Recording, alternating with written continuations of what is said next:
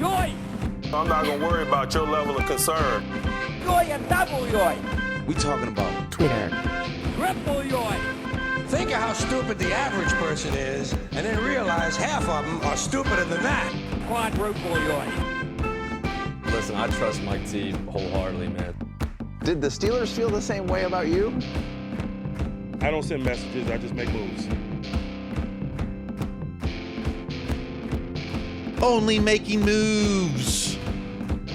It's the podcast that asks, what Jin's talking about?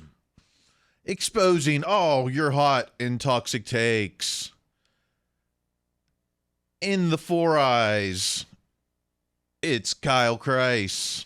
Across from me, in the hoodie, it's Greg Benevent. Hello, and I wear glasses whenever I'm not on this podcast.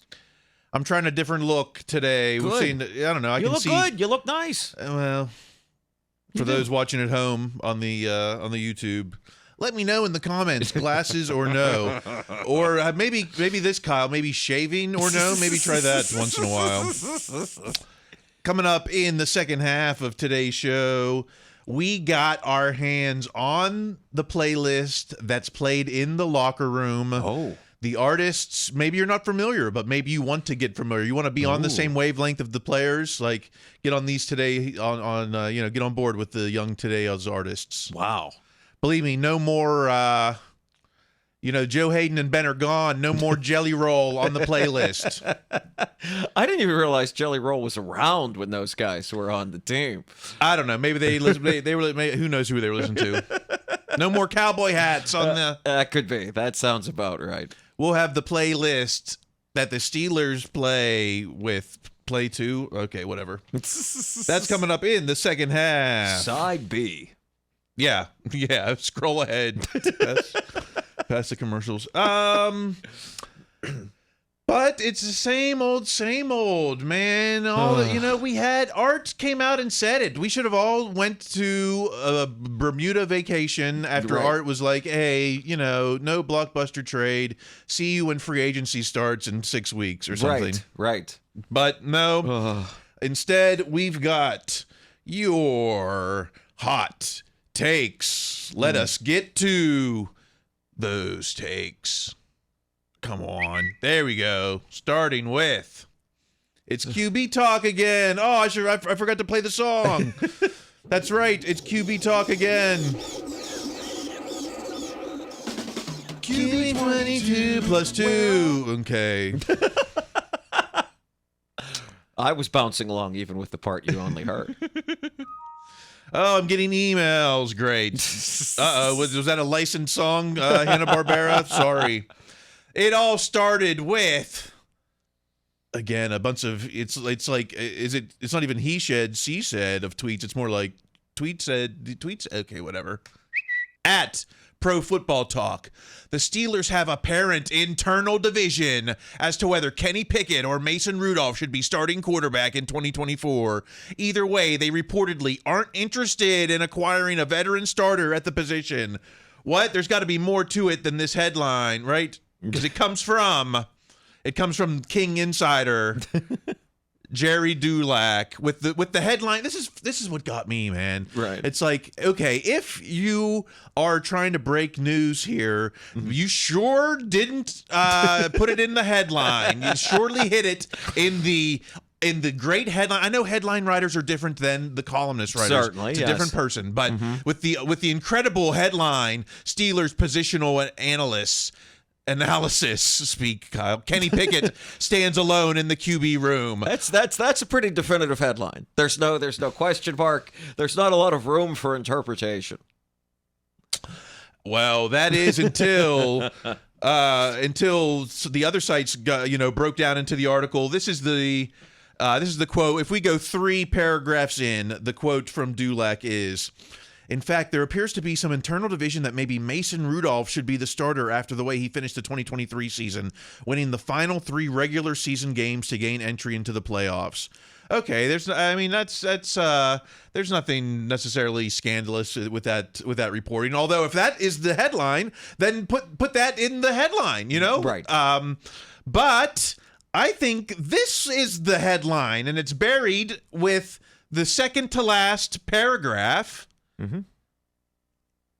In any event, the Steelers are not interested in bringing in a quarterback who wants to be a starter. That would include Justin Fields, Kirk Cousins, and probably even, let's not be certain, probably even Russell Wilson, who has a connection with the Steelers. He does. To me, this is the bigger the headline than,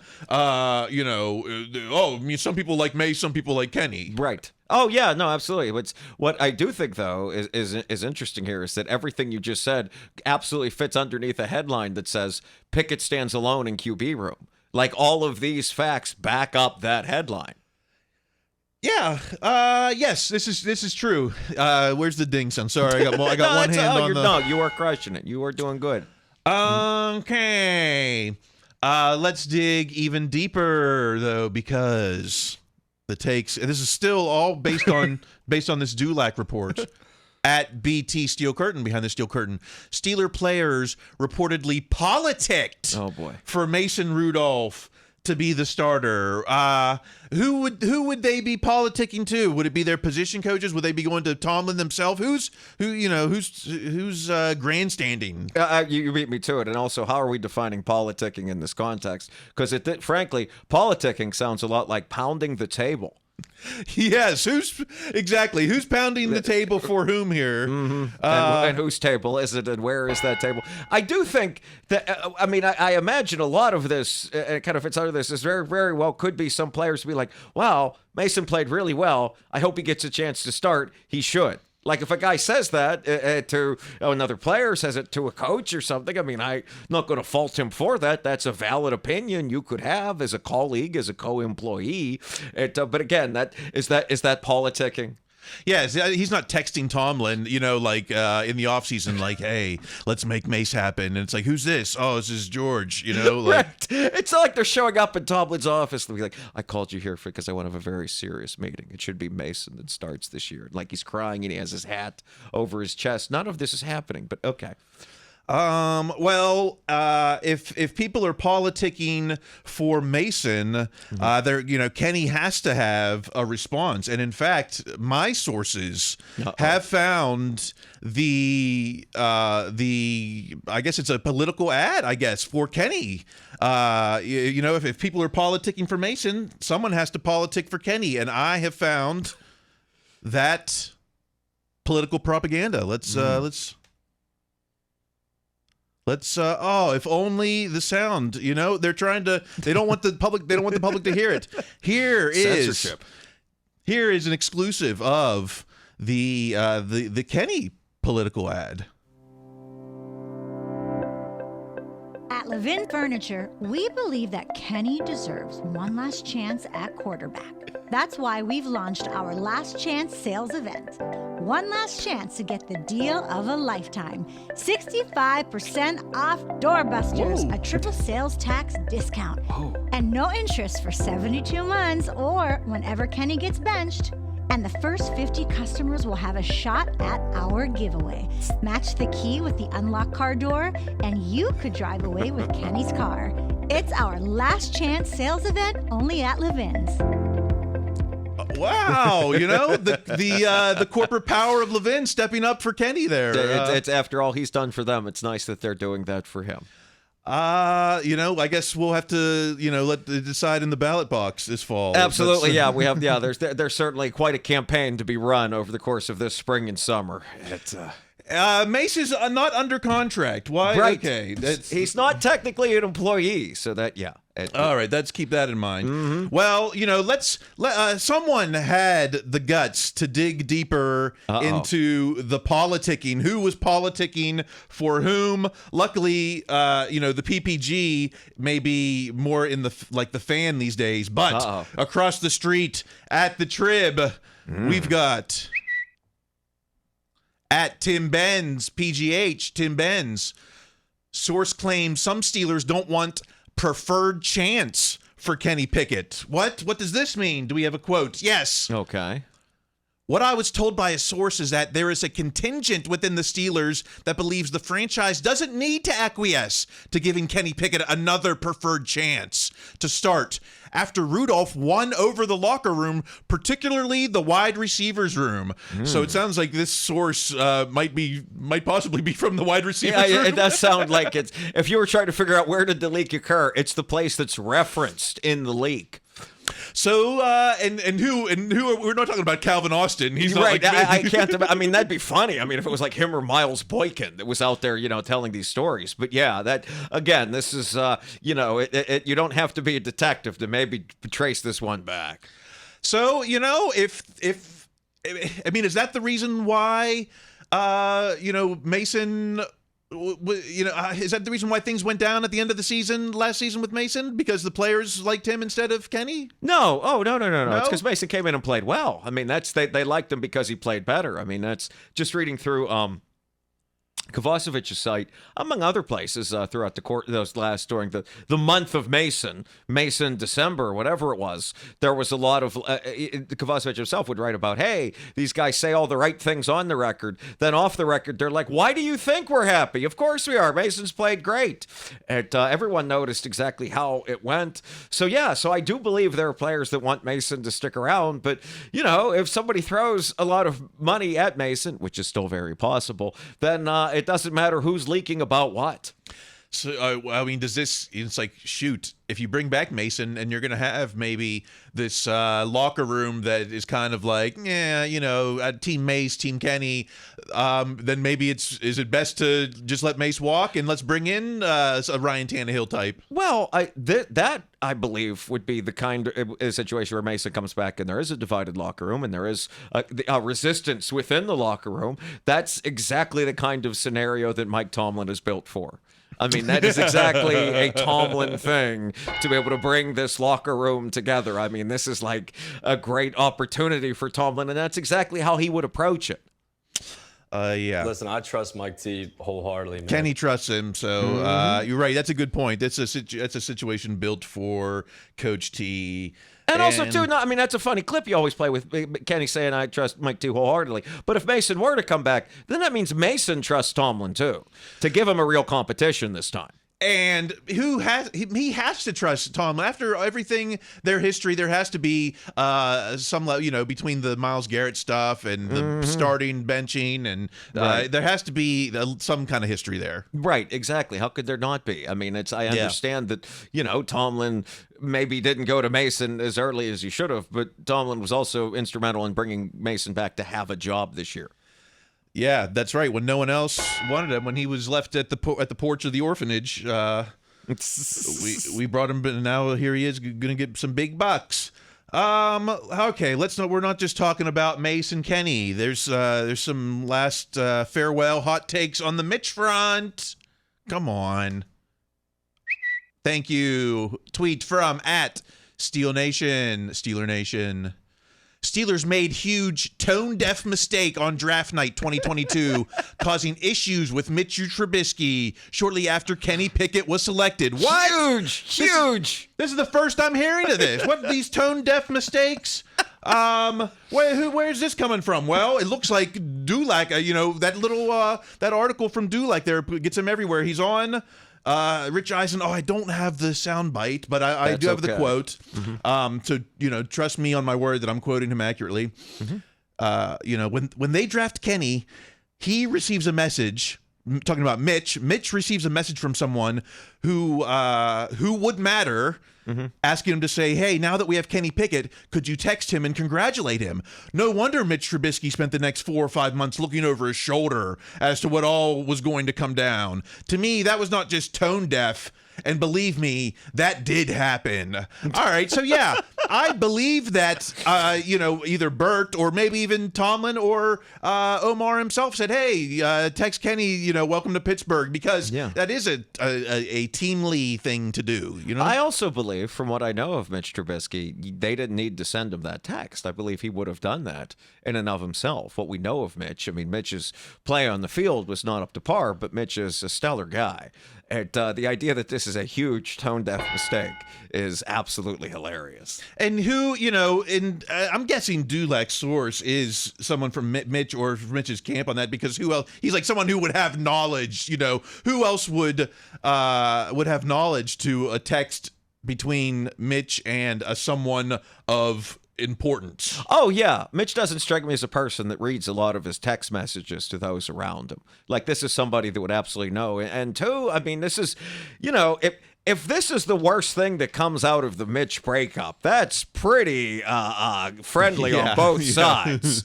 I mean, it's and again, if he completes that pass against the Pats, or they manage to cover the tight end against the Cards, maybe we're never going through Mitch's old texts.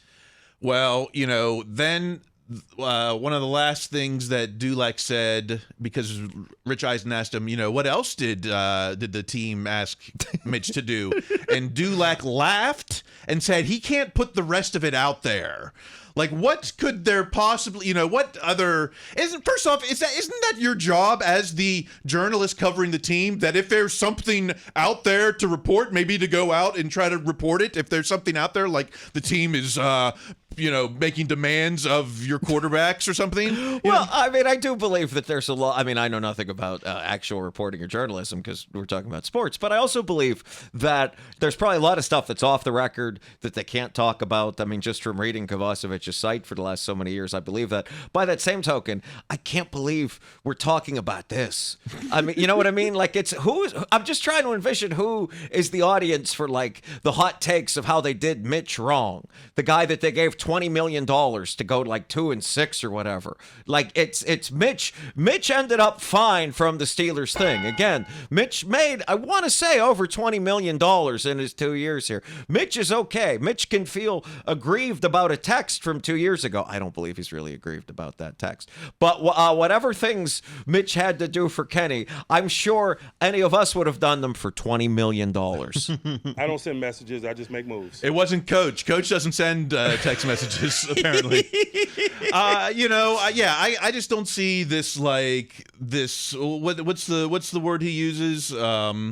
Acrimony? Tone deaf. Right. Remember, this was the, Mitch's wife has the same birthday as Kenny, and they had the dual party. Are you trying to say that, he was forced to hold this joint party together? Is that why there's two separate cakes for the two birthday people? Yeah, I and also I can see that being a thing at, like, again, the very beginning of their relationship. But Kenny and Mitch formed an actual relationship as friends. It's no matter how it started with text messages. Also, what's the alternative to him not sending that text? Mitch just sulking? Like, what? Just like sitting in a dark room and pouting about them drafting Pickett? That's just so bizarre to me, this story.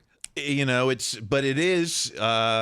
Once again, we said a couple weeks ago, watch how the PPG is going to be more like the Fan with their kind of like and this isn't necessarily an anti-team, but it is kind of like stir the pot kind of take. Like, obviously, there's an intentional maliciousness to the wording. This was just tone deaf of the team to ask Mitch to text a teammate. How it's just ridiculous. Isn't this the guy who invited everyone down to work out with him? How tone deaf to ask this teammate. Was he the team captain that first year? Yes, and maintained it as well. Oh, how tone deaf it is to ask your team captain to make these kind of texts. So I think there's an intentional maliciousness to the conversation here that Mr. Dulac had. I believe it. I also believe that there's how on earth are you going to get Steeler clicks between now and the start of free agency? We're not even at the combine. I mean, you talked about stirring the pot. This is stirring the coldest pot imaginable. This is a cold soup. Right. We're stirring it doesn't get any warmer. Just this broth. It's been sitting out for 8 hours. Well, we're not done with the QB takes, and I didn't even want to bring this one up, and I was just like, I guess we got to, if He looks like he's riding some kind of roller coaster in this picture. Well, yeah, we're talking about at the Standard 412, the Standard. Chad Johnson says Broncos quarterback Russell Wilson will join the Steelers this season. A little birdie told me, and I said this many shows ago, Russell Wilson's coming on over to the Steelers. I was like, is this really the quote? I had to go and hear it. Let's hear. Is this really what Ocho had to say? We got to work on the Steelers now. If a little birdie told me, what? I'm a little birdie told me, what? And I said this many shows ago. What? If Russell Wilson coming on over there to the Steelers, we got to work on the Steelers now. What? So a little birdie. Who is Ocho's little birdie? I mean, this is even weirder to me than the last thing. I mean, it's why would Russell Wilson come to a place where he's not going to get to be the preferred choice to start? Where, I mean, I assume there has to be another team somewhere more desperate for a starter than this. This one's even weirder to me. I mean, the Wilson thing, unless he's playing for the league minimum because he's like, I love Tomlin that much, I don't get Wilson at all. Yeah, I mean, you know, we already heard from Art, no real blockbuster trade, unless it was a real big fake out. That would include one Russell Wilson, right? Certainly. And I don't even know what the circumstances are that would get him out of Denver, because don't they owe him a bunch of money, and they'd basically have to cut him, and then you pay him like $1 million, and the Broncos give him like $20 million. And I mean, the whole thing is every part of Russell Wilson in Denver is befuddling to me. What happens after it will probably be equally befuddling. I laugh at that. Yeah, befuddling. Does that mean funny? Yeah, we'll say yes. Yeah, confusing, but we'll settle for funny. More QB talk, because you know I think should I give you what my prediction is? My prediction is just like what I think would be the most logical thing at this point when we talked about it before was, you know, offer Mason the Mitch money that you gave him before the start of free agency. Not necessarily take it or leave it, but take it now if you want. Right. But if you want to test the market, then the Steelers are going to be active in that market maybe. Yes. And maybe you come back to us, maybe not. But, you know, and then maybe we get a Ryan Tannehill or a Josh Dobbs or a AJ McCarron or, you know, I don't, you know. But that kind of strategy is not a fan favorite if you're at Michael Beck 56. Michael Beck, if the Steelers go into 2024 with some combination of Pickett, Rudolph Tannehill, a rookie, and it fails, people should lose their jobs over it. This is a quarterback-driven league. Haven't people already lost their jobs in this past year? We saw Matt Canada, Mitch Trubisky, you know, Faulkner and Sullivan didn't get to keep their promotion. You know, it's like the fact that it sounds, you know, he's making it sound like, you know, people got to lose their jobs now. It's like, okay, people have already lost their jobs. This is probably, you know, maybe not the rookie, but I would say Pickett, Rudolph, Tannehill. That's probably more likely than anything else we've talked about. Yes, and you're 100% right. And to piggyback on what you said, if this fails, people should lose their jobs over it. Yes, they will. Kenny Pickett, he will lose the job if this fails. That's maybe the Rudolph and Tannehill. I would imagine if they bring Rudolph back, he's less likely to lose his job other than Tannehill. But yeah, it's a quarterback-driven league, and if this fails, Kenny Pickett is going to lose his job as the starter for this team, and they'll move on from him and try to figure out something else. Yes. A lot of the talk, people were saying, we're going to get that 4th round, 5th round rookie. I'm like, I don't necessarily need a rookie quarterback. I would rather get another veteran of the ilk of, you know, of an inexpensive ilk, like, you know, Flacco, Dobbs, that sort. Or the Jacoby Brissett type, including possibly Jacoby Brissett. Yeah, he might be a little bit outpriced for like a number 3, but I don't need a 4th or 5th round rookie. I don't need another T. Martin or another, you know, of someone of that ilk. I do see your argument with that. I'm fine with them drafting a quarterback there. I do think it was in one of the other many media hits that Dulac has done in the last 2 weeks where he said the Steelers were probably going to look at a quarterback in the 6th or 7th round, which is what they did last year too, except they really liked Chrise and that offensive lineman that played like 4 positions or whatever. But the idea of giving either Pickett or Mason or whoever it is the long-term starter, they do want to get them a long-term, young, cheap backup. But yeah, so I mean, I do think Dulac said something like they were looking at a 6th or 7th round pick as a quarterback. Like 2-time Super Bowl champion Chris Oladokun. Right, exactly. Someone yes. you can find in the 7th Who round. I think was also helping some of those kids after the shooting. I mean, like that dude is everywhere over there. I mean, they're obviously not all going to be Purdy or Brady, but I mean, they could be like a guy that just is a backup for 7 or 8 years. That which I think is kind of the idea.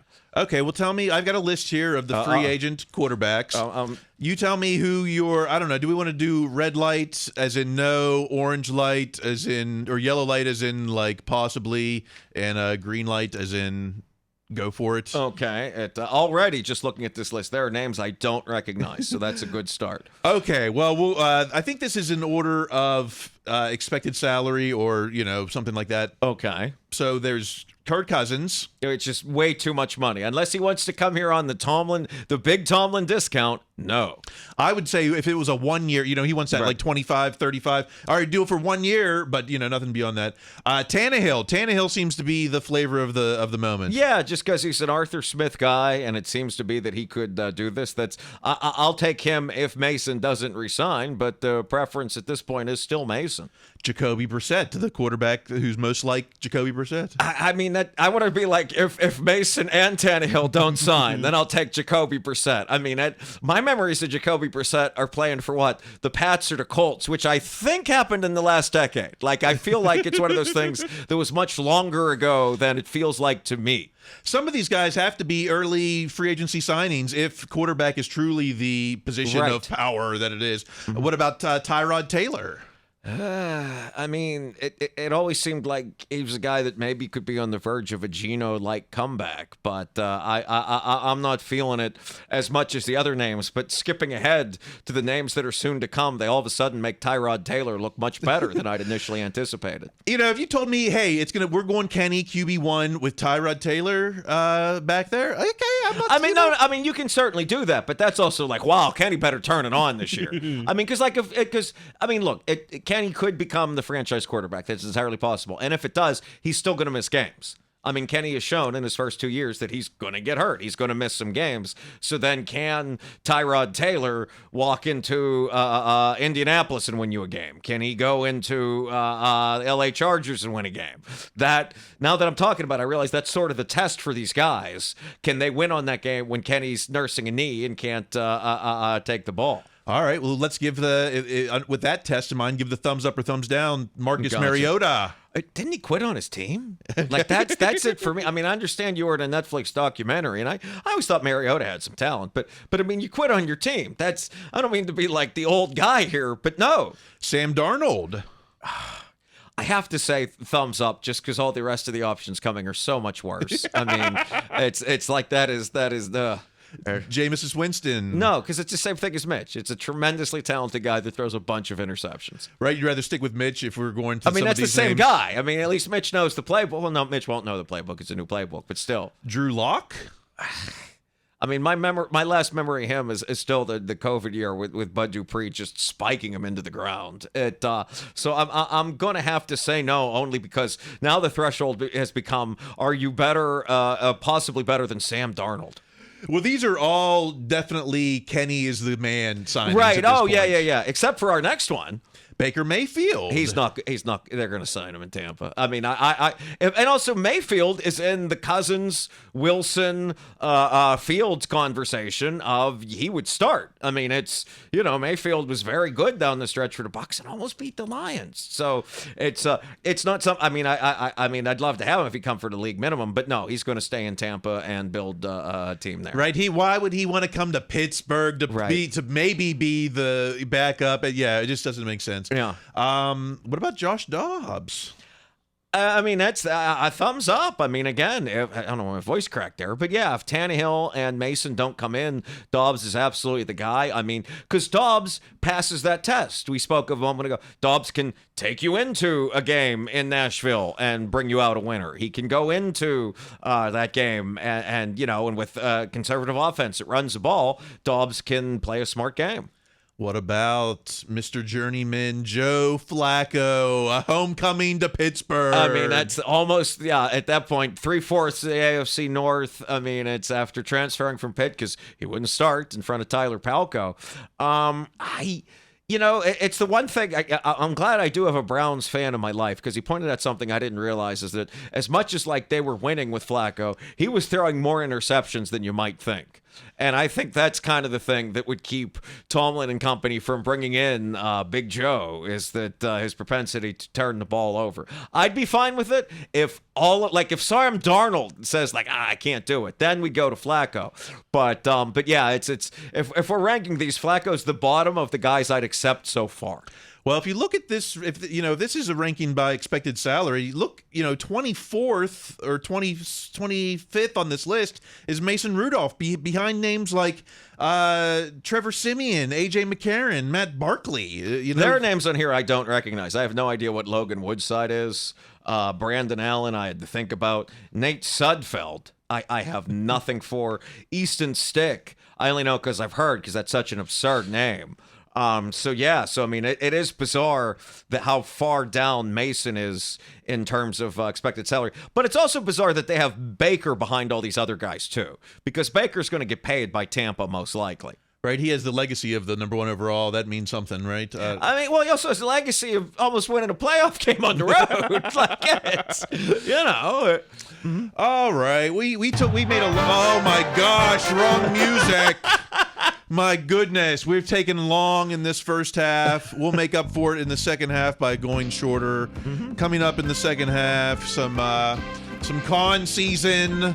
The preseason of free agency, I guess. Yes. The preseason of Khan season. Some Tomlin talk and the playlist straight from the Steelers locker room.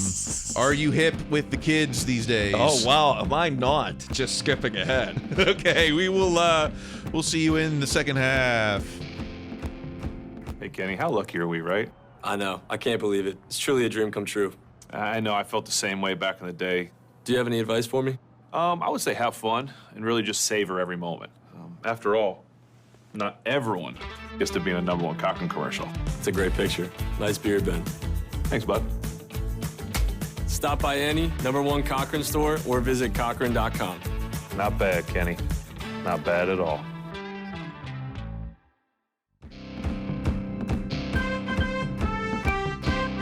It's the second half, or maybe we're already in the fourth quarter. Maybe we'll see. We don't put up time constraints. We went long on QB talk. We're just like the insiders themselves. When we don't have anything to talk about, we just bloviate. Yes, bloviate about the bloviation. Is that Inception? Yes. We're the Inception of Steelers podcasts. Put that on your write a review for that. The Inception of Steelers podcast. Okay. Yeah, we heard you the first time. You don't need to say it, Kyle. All right, we promised, where is the soundboard? We promised that we were in the thick of it. And by that, I mean Khan season, the preseason of Khan season. But there's still lots to complain about. Well, we talked QBs for the first half hour. How about at Scarpizio Scarps? The Steelers are more than just a QB away from truly contending. QB is just one of many uncertainties and needs. How true or false is Scarpizio? It depends on how you're defining truly contending. I think the way it makes sense in a context is to say truly contending is, would you be favored in a game with the rest of your roster against a Buffalo, against a Baltimore, the Niners, the Chiefs, the Lions, one of those teams that played in the final weekend since they were the true contenders, the Final Four. I mean, they're more than a QB away, but I don't know if they're more than a QB away if they aren't ravaged by injuries. Like, I think the rest of the roster is pretty strong, and we sort of saw that down the way. But I think if they're more than a QB away, they're not a QB and a lot more away. You know, what would it be? I mean, I'm just thinking, I mean, it would have to be something along the defense. I'm thinking inside linebacker or the trenches, or or even like I know, because it's one of the things they're apparently going to really look at is getting a second corner, like a partner for Joey Porter Jr. like that. But yeah, an inside linebacker. I mean, it's because it's weird because the Chiefs kind of redefined what makes a contending team. Is they've got like 5 good players, but they're 2 of the best ever and like all pro at the other 4 positions. Whereas like the Niners are different. They are a very good player at every level of the team.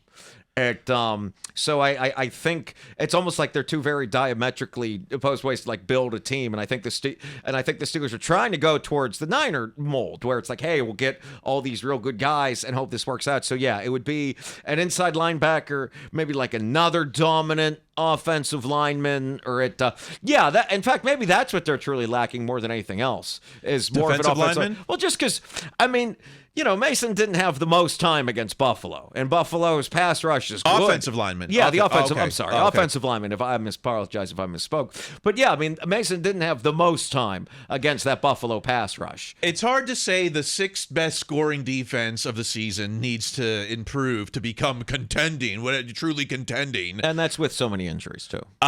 So it's hard to say, but if the game plan is always to force a team to become one-dimensional by stuffing the run and then blitzing the quarterback, then I would say that it still need to focus on the defensive side of the ball. I don't know, I mean, truly contending. Everyone is making the comment this month that you got to have a top 10 quarterback, not since Trent Dilfer in whatever, was that 2001? I don't know. Yes.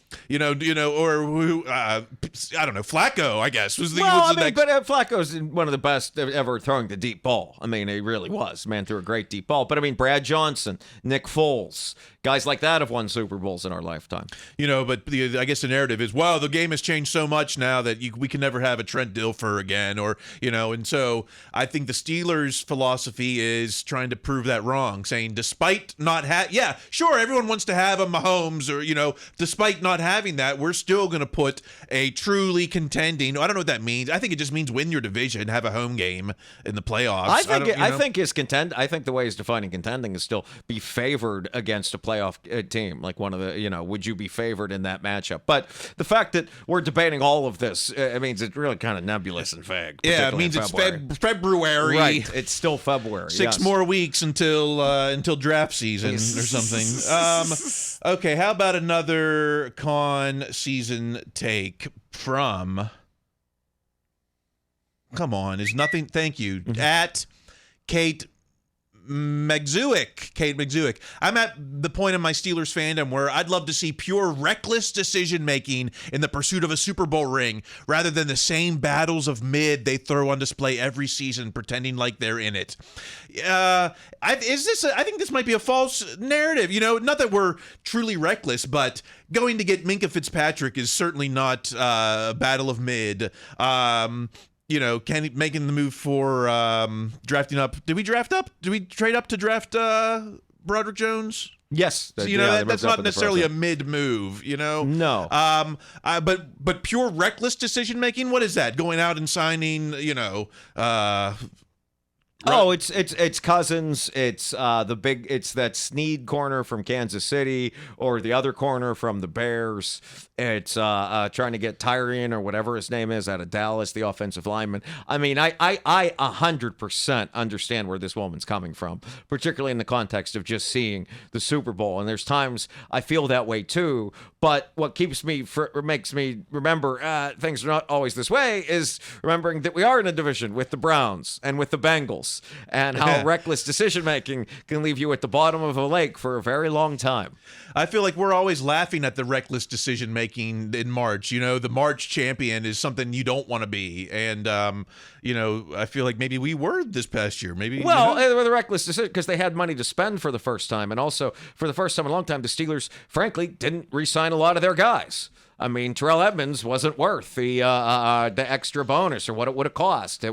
They couldn't match Sutton's what he took from the Lions. So when you can't sign your own guys, then yeah, you have more money to spend. When you miss in the draft, then you have to spend more money in free agency, and that's what happened last year. All right, let's move on to some Tomlin talk. Always room for the Tomlin haters, right? At 2 Mini Hulk, the Colonel has died. We're going to talk about this. Steelers are the first team in NFL history to allow 30 points in 5 straight playoff games. You know how I feel about. I don't feel that there is a streak or a trend among 5 playoff games in how many years? You know, 5. The last 4 playoff games go back almost a decade. When was that Patriots game? I can't even tell you. That was 2017, right? Yeah, 2017. So not okay. We're not that far back then, but. You know, am I? Oh, there's nothing really that connects them. I mean, Tomlin even talked about that in the run-up to the Buffalo game. He said, what did he say the last time, you know, when we lost to the Patriots? So I think Herbig was in high school or something like that was his exact quote. Yeah, I mean, it's not good, and it certainly needs to stop. But yeah, it's to see each of these. It's hard not to see each of these as their own isolated event. If you ask me what the common you know, it's hard to say all 5 of those games, but the common denominator in a lot of them are turnovers. You know, I look at the Cleveland game, I look at the Jacksonville game. You know, even the Bills game. You take away that red zone turnover, and maybe Mason's down a score there in the 4th, trying to make a fourth quarter comeback, you know. And I think each of them, what each of these games have, and because you're right, and also piggyback on top of that, is they show a real inability to run the ball, particularly early in the game. I mean, they're down, 21-0 against the Jaguars, and it was something similar with the Browns, but they couldn't run in the Patriots game. The running game certainly struggled against the Bills. They could do nothing on offense in Ben's last game until very late. So that's why, you know, I kind of kept coming back to my idea of the offensive line as being what's holding them back, because if you can start running in a playoff game, then you can kind of dictate more and more what's happening. Yeah, ball control and, you know, lack of turnovers. And, you know, maybe this point is starting to take over because noted Tomlin hater. Come on, why is this not working today? At Pittsburgh Sports, Steeler takeaways. An epiphany? I didn't realize how bad it was until I laid it out here. Pretty amazing how bad the Steelers' defense have been after turnovers in the playoffs. Goes on to list every game, you know, 3 turnovers against the Browns, 3 touchdowns.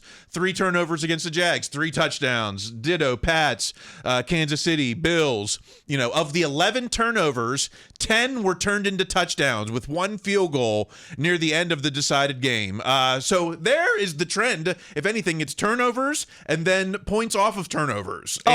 You know, and it seems like wonder why Tomlin's philosophy even today with Kenny, it seems to be the same. Like, let's protect the ball and let's create points off of splash, you know? Right. Oh, absolutely. It's 100%. I mean, it's that the team was unable to stem the momentum coming out of those turnovers through that. So, yeah, that's why whatever complaints I may have had about this past year, the conservatism of it rarely bothered me.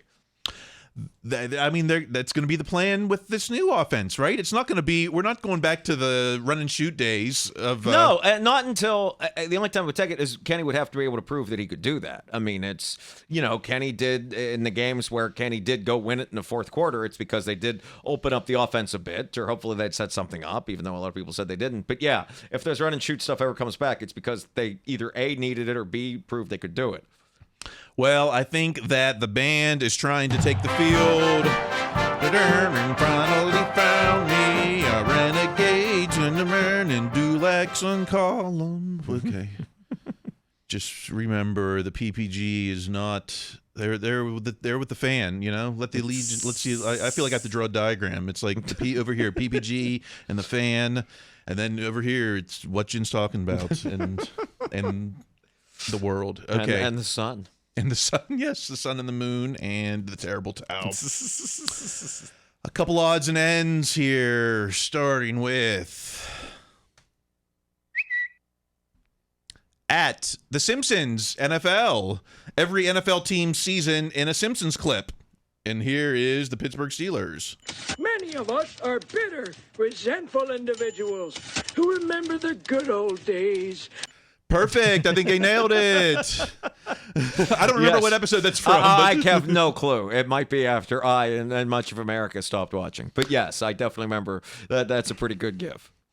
Okay, let's get to what we've been waiting for. At Billboard magazine. This is what your favorite athletes are listening to in the locker room. And they've got the Pittsburgh Steelers locker room mix. I don't know, they had to smuggle this out of the locker room. You know how Tomlin is with the locker room sources. And it's some of your favorite artists. Who are you familiar with on this list, Greg? I can proudly say I've heard of Lil Baby. I've heard of Bankroll Fresh. Well, that's the oldie. That's the oldie on right, this list. Exactly. Yeah, that's how I know the classics here. And I feel like I've heard of these from prior leaks from the Steelers locker room. Right, from the soundtrack of Antonio Brown's. Right, exactly. Or like this was what Kobe Hamilton listened to before a big game. I mean, I gotta say, I am going to keep this and check it out because I imagine some of these songs. Well, I'm not familiar with them. Probably pretty good to do cardio too. Oh, yeah, you know, let's see, Lil Baby. I mean, I work in radio, right? Okay. So I work in top 40. Some of this is still a little off my radar. Lil Baby, sure. Moneybag Yo, not exactly sure. But Bankroll Fresh, of course, to Take Over Your Trap. That's a classic locker room hit. Exactly. Yeah. Gunna, I've heard of, not familiar. Lil Yachty, I've heard of. He's been around. Big X the Plug, not familiar. Big Homie G, not familiar. Babyface Ray, T-Woo, FTO Set. So I got to get, and I work in radio, so I got to get on. I got to get on some of these. Okay, I will check these out though. I got to say, some of these I will give a look to, and absolutely just completely change my YouTube music recommendations. Well, I wanted to do like a fake commercial, like one of those, like Columbia House. Oh, there you go. But I didn't have the rights for all this music. Gotcha. So, but I thought maybe you could, maybe I could play a beat and you could try your luck at some of these lyrics here. Oh, good. Okay. Right? Do you want to? Thank you. Please. What if I? Is that good in your headphones? Yes, it is. Are you going to tell me where to start, or am I just going to guess? Just whenever I feel possess me. Okay. Yeah. I'm in your city. I'm looking for walk. I'm dropping low for that pint. Watch I pull up. Aye, don't try me. I promise. I'm shook up. I might blow this bee soon as you look up. I've been dealing with personal problems. Rap slow, I might turn to the robber. He got 200 bows, ain't nothing but some lows. We stretching his ass tomorrow. Nice. I do like We Stretching His Ass Tomorrow. That's. Which song was this? I'll listen to this. That was Big Homie G. Who got Big Homie G. Who got it? Okay, well, I'll put that on the treadmill. I could burn a few calories to that. I was pleasantly surprised with many different aspects of that. Well, that's what happens when you don't want to talk about mock drafts. There is nothing to talk about in February with football. Coming up, is that what we've been talking about, Coach? I want to make sure we get... That's what we've been talking about. Oh, thank you. I want to make sure we got your blessing. Coming up, in 2 weeks is the annual Steelers March Madness. Last year we did the 64 greatest Steeler moments in history, and it whittled down to one moment. Of course, it was the Immaculate Reception, even though I maybe was the only one... against that, but it led me on a journey. So this year is March Sadness, the 64 saddest moments. So maybe there'll be a similar journey that to go on. And so I think it's a lot more open field. I think there's not one defining thing.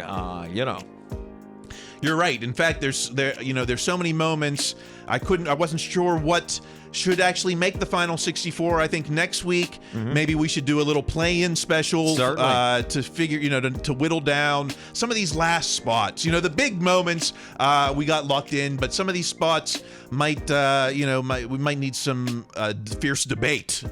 Anything's better than a mock draft.